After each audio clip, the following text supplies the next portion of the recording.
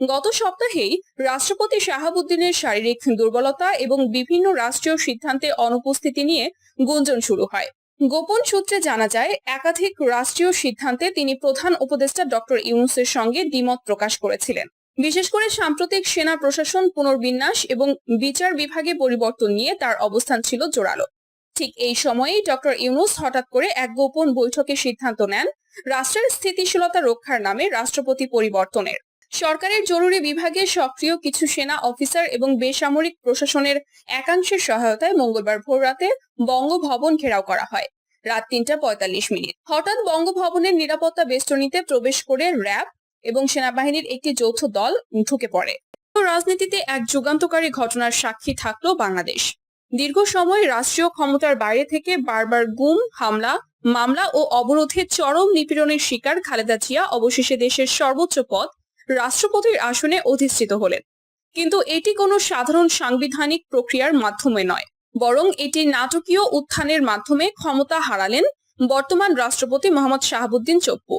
এই ঘটনাকে রাজনৈতিক বিশ্লেষকরা অভিহিত করছেন বাংলাদেশের ইতিহাসে এক নজিরবিহীন রাজনৈতিক কৌশল হিসেবে, যার পেছনে অন্যতম কারিগর হিসেবে উঠে এসেছে প্রধান উপদেষ্টা ডক্টর ইউনূসের নাম।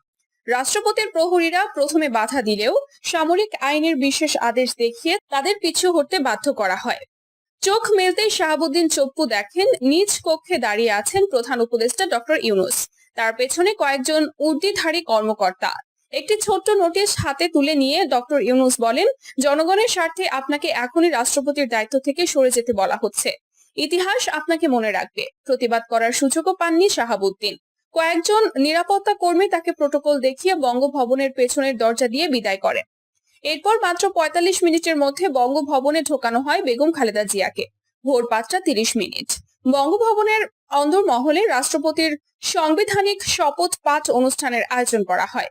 প্রধান বিচারপতি নিজেই শপথ পাঠ করান। খালেদা জিয়া বলেন, বাংলাদেশের জনগণের আশা আকাঙ্ক্ষাকে রক্ষা করতেই আজ আমি এই পদ গ্রহণ করলাম।